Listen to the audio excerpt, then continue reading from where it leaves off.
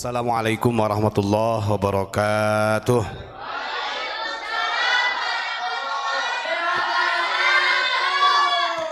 Iki santri-santri yang hadir udah ngantuk, netizennya lagi rame-rame. Jangan kalah dengan netizen ya.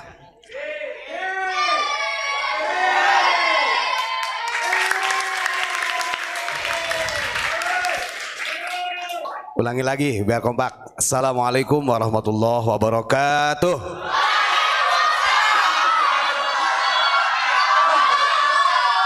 Salam Pancasila. Ini terlalu banyak yang harus dibahas Pak Imron ini. Kayaknya dari mulai tadi yang disampaikan Gus Ilyas, ini yang terpenting ya untuk para pemirsa biar di screenshot dulu karena jejak digital itu penting. Ini adalah kebobrokan mereka sendiri dari klan Ba'alawi yang menghina para ulama kita, menghina Wali Songo, para wali-wali Allah yang ada itu ya wali dari klan Ba'alawi menurut mereka. Nah ini kan bahaya. Kalau kita lihat dari bahasanya Habib Bagir ini bin Yahya, ini kan bocil. Dia mengatakan wali palsu, berarti gak percaya dengan adanya Wali Songo.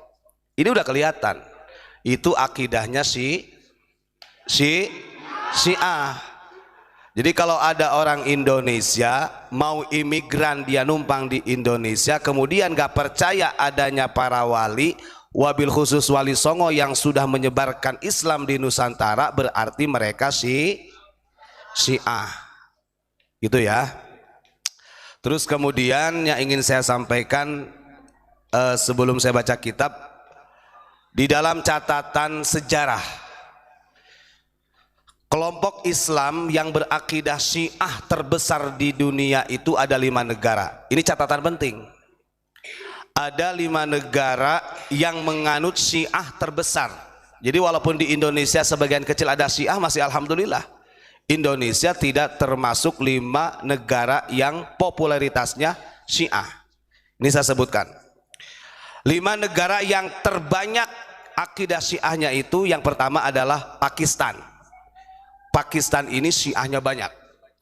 Yang kedua Yaman. Di Yaman Syiahnya banyak. Makanya pantas mereka berani melegalkan nikah mut'ah di Bogor. Kawin kontrak. Ngerti nikah mut'ah? Kawin kontrak.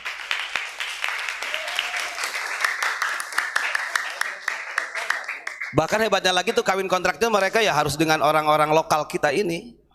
Karena kalau syarifah menurut mereka nggak usah, jangan katanya gitu. Masya. Yang ketiga, negara terbesar akidah Syiah itu adalah Irak. Yang keempat, Azerbaijan. Dan yang terakhir, yang kelima adalah Iran. Berarti alhamdulillah Indonesia ini walaupun unik disebut Syiah, unik disebut Wahabi, tapi tidak termasuk dari 5 negara yang popularitasnya itu adalah Syiah. Justru di Yaman itu yang banyak gitu kan. Jadi kalau ada orang yang mengatakan wah unik itu Syiah, ya nanti kita lihat. Ada yang paling fundamental itu kalau dia mengatakan Wahabi kepada unik, berapa banyak kitab-kitab Kutubul Qadimiyah yang mana Abu Yamamah Ghufran memerintahkan kepada kita untuk meneliti yang sudah dirubah oleh Wahabi. Dan itu kita sampaikan kepada pengurus besar Nahdlatul Ulama. Biar jelas ya. Kalau kita ini orang Wahabi, gak mungkin Abu Yamamah Ghufran memerintahkan kepada kita untuk meneliti dari sekian ratus kitab yang sudah dirubah oleh Wahabi. Karena ada 2 tanda Wahabi yang paling fundamental. Selain dia membid'ah-bid'ahkan ziarah kubur, tahrifu ta'wil al-kitabi wa sunnah wa yastahilluna dima'al muslimin wa amwalahum. Mereka berani merubah Al-Quran dan As-Sunnah, bahkan termasuk kitab-kitab, termasuk sejarah-sejarah dirubah. Dan yang terakhir, mereka menghalalkan darahnya orang muslim kalau tidak berakidah dengan mereka. Ini kita harus normal saja. Kira-kira berabad-abad di Indonesia yang berani merubah sejarah Indonesia, termasuk catatan-catatan sejarah termasuk kitab-kitab kutubul qadimiyah. Siapa kalau bukan mereka? Ini kan kalau ada orang yang mengatakan demikian berarti dia membuka aibnya sendiri. Justru unik menyelamatkan, gitu kan? Kita itu ada 10 kitab yang sudah kita tulis bahwa kitab ini sudah dirubah oleh Wahabi, kitab ini sudah dirubah oleh Wahabi, termasuk Sahih Bukhari dan lain sebagainya. Nah, orang yang mengatakan lisannya bahwa unik Wahabi, pernahkah dia meneliti kitab seperti itu? Ya gak bisa, karena dia NU-nya numpang urip. Kan betul kata Syekh Fuad Hasyim, bener. Jadi dia di NU hanya jual beli jabatan, menjadi pelantara supaya dia dapat kedudukan, kan begitu. Terus kemudian kalau masih ada orang yang menganggap bahwa unik ini adalah Wahabi ataupun Syiah, ingat Abu Yamamah Ghufran, walaupun beliau seperti itu stylenya, beliau ini mustasyar di Surabaya di Kecamatan Semampir. Pak Mujib Tanfidiyah di Semampir. Ya apa sih? Artinya orang mengatakan kita sebagai Wahabi dan Syiah sangat salah. Jadi orang yang lantang menyampaikan di depan kamera panjenengan itu adalah orang-orang struktur sebenarnya, tapi lebih mengedepankan kultur. Jangan-jangan orang yang lisannya mengatakan demikian dia NU-nya NU bodong, kan begitu. Bahkan sampai kita ajarkan kepada para santri supaya mengetahui apa sih khitoh NU, kan begitu. Kita bikin nadom tentang khitoh NU. Itu saking cintanya terhadap Nahdlatul Ulama, begitu. Masih hafal Bauri? Nah, santri-santri hafal gak khitoh NU? Wah, ki anyar kabeh are-are.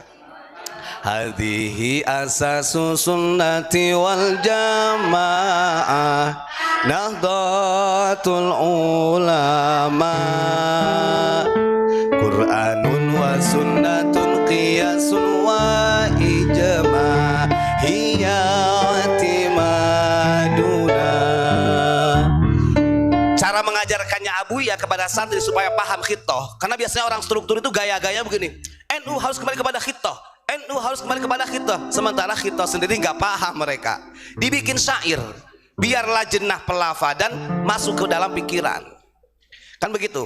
Hadhihi asasus sunnati wal jamaah, ini adalah rangkaian daripada pokok dasarnya daripada ahlus sunnah wal jamaah yang disebut dengan NU. Bisa gak lafaznya santri-santri? Hadhihi asasus sunnati wal jamaah Nahdlatul Ulama Qur'anun wa sunnatun qiyasun wa ijma' hiya i'timaduna. Nanti minta teksnya Pak Huri ya. Ini mau dibawain apa santrinya? Anyar-anyar. Sampai seperti itu ya. Jadi kalau orang mengatakan kita adalah Wahabi apalagi Syiah gitu kan, harus ngaca dulu. Ini bisa dibongkar. Tadi juga ada Kang Lutfi Haikal, dia orang Banten. Dia mengatakan begini, saya berani di mubahalah kata beliau. Kalau bukan dari klan mereka yang melegalkan daripada mut'ah di Bogor. Itu udah jelas di Puncak Bogor. Masih zaman IBHRS jualan minyak. Takdir katanya gitu kan. Begitu ya. Justru kalau kita lihat banyak orang-orang yang sebenarnya akidah Syiah, dia akidah Wahabi, pura-pura ingin masuk di NU, banyak itu Pak. Iya, karena dia penting dengan jabatan. Kan sekarang lihat aja, kita ada apalagi sekarang zaman partai politik kan, zaman sebentar lagi mau pemilu. Ini kan berbondong-bondong, bahkan partai yang Wahabi saja ingin merapat dengan Nahdlatul Ulama. Ini bukan rahasia gitu kan. Apa namanya partainya? Ya Nahdlatul Ulama'i anti tijarati, kayak gitu kan. Rabihat bila khasrin ladal uqala'i. Mereka tahu. Jadi kalau hidup di NU ini gak akan pernah rugi. Jual beli di NU pasti untung gitu. Ya minimal dapat kursi jabatan DPR, MPR kan begitu. Aduh, masya Allah. Terus berkaitan dengan Syiah ini ya. Kenapa ada fatwa dari ulama tarim bahwa Syarifah tidak boleh menikah dengan selain habaib, sayyid dan syarif? Itu akidah siapa kalau bukan Syiah? Itu akidahnya Alawiyin. Makanya saya lihat dari beberapa kitab kemarin, gak ada satupun kitab yang mensyaratkan bahwa al-kafaah, kesetaraan kondisi mempelai putra dan putri harus sama nasabnya. Tidak. Itu bukan daripada syarat sahnya nikah. Ini dari ulama tarim berani memberikan fatwa kalau ada orang biasa menikahi Syarifah atau Hubabah, maka nikahnya haram, bahkan dihukumi dengan zina. Fatwa itu disampaikan sementara mut'ah dilegalkan oleh mereka. Apa? Kira-kira dari sini kita sudah paham siapa yang Syiah? Coba santri, siapa yang Syiah? Unik apa mereka? Sekali lagi, kalau kita sekarang sudah paham bahwa Wahabi seperti itu, yang berakidah Wahabi siapa? Kita apa mereka? Yang berakidah Syiah kita apa mereka? Lawan jangan. Tasbih. Subhan. Nah ini. Wallahu akbar. Oke, lanjut ya. Gini. Di dalam kitab tafsir Ibnu Katsir ini saya ingin meneruskan yang kemarin masalah kafaah nih, kalau para santri belum tahu. Jadi begini, nih santri pengen tahu, para habaib itu dia mengharamkan kalau ada Syarifah. Syarifah ini adalah perempuan dari klan Ba'alawi, dari habaib ya. Kalau ada Syarifah nikah dengan ente-ente nih, yang kata mereka kita ini hidungnya mampet, mukanya kayak celengan semar, ini katanya haram kita nikah dengan Syarifah, bahkan dihukumi Tapi berapa banyak orang-orang lokal menjadi korbannya mereka? Kan betul? Nih, biar paham dulu santri ya. Jadi begini, al-kafaah, kesetaraan dalam kondisi itu memang dalam pertimbangan menikah itu ada hak. Contoh santri putri, dia ada orang yang melamar laki-laki gitu kan, kemudian laki-lakinya yang entah kurang ganteng atau kurang kaya, itu bisa mempertimbangkan, itu namanya kafaah, gak setara dengan saya. Atau mungkin orang tuanya, maka jangan salah ketika orang tuanya kurang setuju dengan lamaran si orang laki-laki, mungkin orang tuanya ingin yang lebih baik, itu namanya kafaah. Iya, logikanya begitu. Makanya ada istilah dulu ya, zaman dulu itu ada istilah perjodohan. Awas, jangan menyalahkan orang tua. Biasa kan begitu, apalagi santri sekarang. Wah, bapak ibu ini kayak zaman situ Nurbaya aja dijodoh-jodohin, kan begitu. Padahal itu al-kafaah, dianjurkan masru'atan. Orang tua punya hak untuk mempertimbangkan siapa yang akan menjadi mempelainya, suaminya, kan begitu. Nih, di dalam tafsir Ibnu Katsir, nih dengerin siapa kemarin itu yang mengatakan kalau ada kiai menikahi dengan Syarifah itu kiai tae katanya. Itu si Rehan tuh, si Rehan Al-Qadri tuh.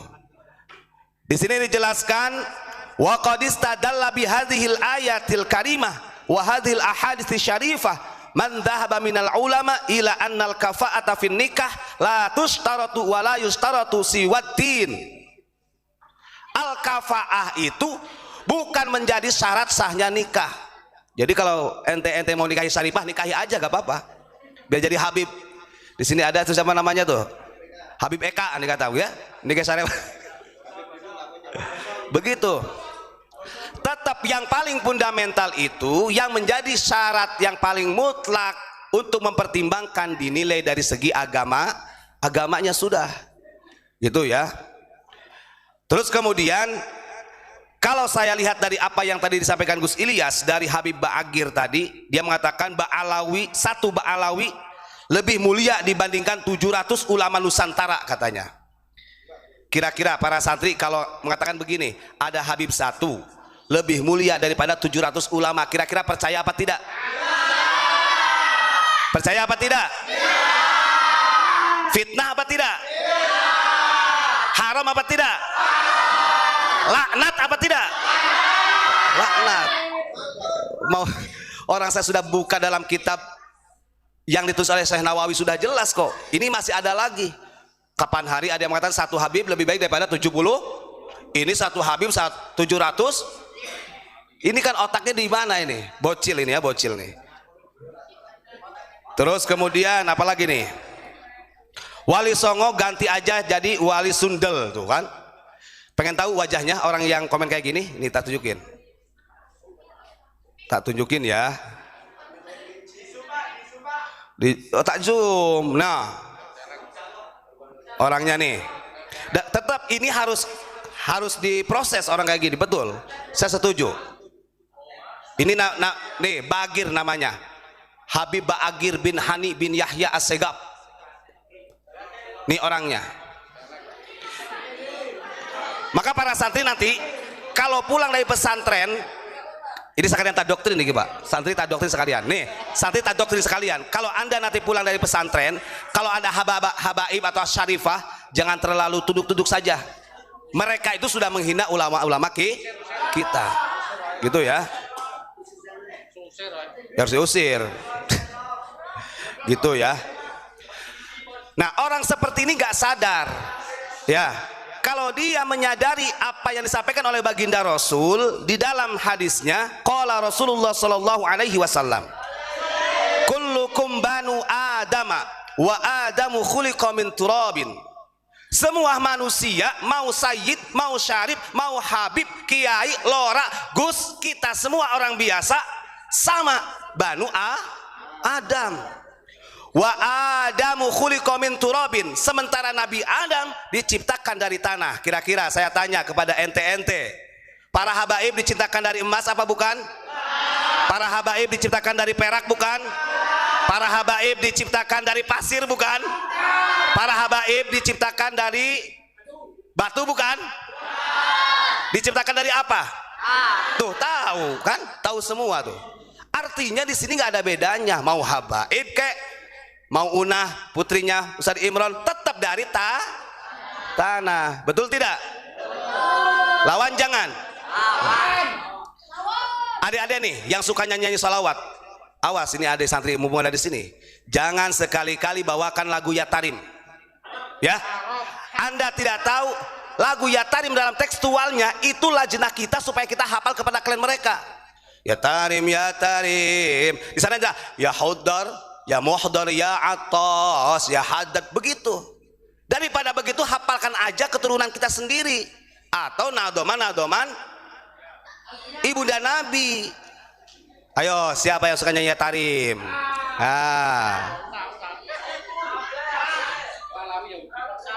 Begitu. Gitu ya. Terus kemudian di dalam hadisnya dilanjutkan begini. Wal yantahiyanna qaumun yafkharuna bi abaihim aw liyakunanna ahwanu 'ala Allah taala minal ji'lan.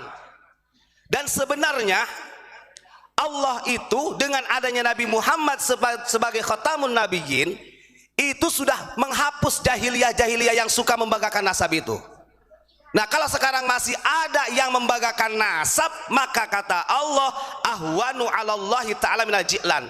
Orang yang suka membanggakan nasab, saya duriyah Nabi, di dalam diri saya terdapat darah Rasulullah, menghinakan ulama-ulama kita, orang lokal itu tuh kata Habib Rizki itu Pak.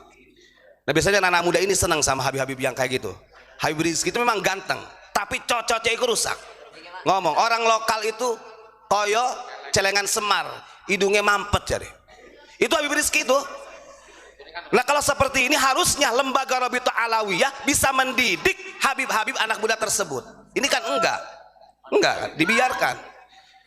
Nah kalau ada habaib seperti itu yang merasa dirinya lebih mulia daripada kita orang, maka kata Allah orang tersebut lebih hina daripada cacing yang akan menemani dia di kuburannya.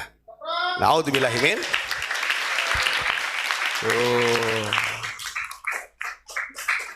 Kira-kira paham tidak? Lawan jangan. Selawan ya. Ayo gimana? Sebelum dilanjut, ini saya mau menegaskan ya, mau saya pertanyakan kepada sampean ini, Pak Ubat. Ya. Karena kan kabarnya kan sudah menyebar nih kemana-mana nih, bahwasanya orang yang dapat gelar Habib itu ada salesnya. Oh iya. Sedangkan ketika diperiksa mereka itu bukan asli kelahiran Arab. Ada yang kelahiran Padang, ada yang kelahiran Manado, ada anak Jawa Barang, banyak ya. Kenapa kok mereka dapat gelar Asegab lah, Asemit Demit lah, Asegab apa Yahya lah, itu ada salesnya. Betul, betul. Nah makanya kalau kita kepingin jadi, loh jujur saja, saya ini pernah ini ada yang mantan salesnya Habaib, yang tukang apa mempromosikan jabatan Habaib ya. Itu saya pernah dikatakan begini, Pak Ustadz, sampean bisa masuk marga Asegab jadi. Sumpah ini hak. Loh kenapa kok bisa seperti itu? Karena ada brewok-brewoknya katanya. Aduh kacau ini. Andai kata saya mau, bisa nggak saya marga Asegab? Bisa. Bisa. Nah ini yang perlu saya tanyakan ke Ustadz Ubat untuk menegaskan itu. Apakah mereka yang bergelar Habib itu asli keturunan Arab atau memang sales, mengikuti jualan sales? Terima kasih. Oke, monggo. siap. Nah ini berarti berkaitan dengan dalam kitab Qurratul Uyun yang kemarin sebenarnya ya. Pantas kalau kita pahami dalam kitab Qurratul Uyun. Jadi kalau Maulana Asy-Syaikh At-Tuhami mengatakan begini pantas, karena memang di akhir zaman sekarang ini banyak salesnya. Beliau pantas mengatakan demikian, walam yabqa al-an hafzatun ila min Fatimatiz Zahra radhiyallahu anha. Jadi kalau mau mencari dzurriyyah Nabi yang benar-benar sulit sekarang itu. Karena cucu-cucu Nabi itu hanya terlahir dari Bani Fatimah. Ini benar berarti. Karena kalau zaman sekarang itu modelnya cangkoan, kok cangkir, cangkoan. Jadi bahkan betul kan mereka kan punya buku di Rabi'atul Alawiyah itu ada buku namanya buku syahadahnya lah, syahadah silsilah mereka, termasuk bocil-bocil itu mereka mendaftar kepada Rabi'atul Alawiyah, dan itu memang ada jual belinya. Ada beberapa yang pernah saya pernah sama Abah ke kantor Rabi'atul Alawiyah sama Abah Gufron dulu tahun 2000 berapa ya, pokoknya sebelum 2020 lah pernah, dan saya oh ini kantor Rabi'atul Alawiyah ini. Dan memang mereka bisnis hal tersebut, siapa saja bisa. Contohnya siapa itu tuh, yang itu namanya siapa tuh? Siapa ini namanya siapa? Si Gosong. Mau jadi Al-Muhdor, bisa Gosong Al-Muhdor gitu, bisa.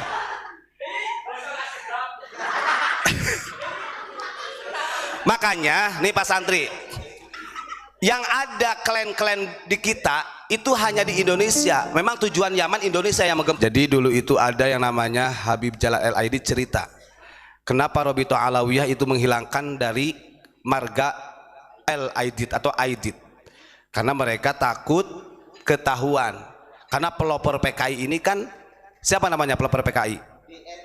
DN Aidid itu dari marga Ba'alawi. Mau mereka teriak-teriak di forum pemerintah kita, PKI awas, PKI akan muncul lagi, ternyata itu PKI teriak PKI lawan jangan itu ya. Wes itu saja yang ingin saya sampaikan. Terima kasih. Assalamualaikum warahmatullahi wabarakatuh.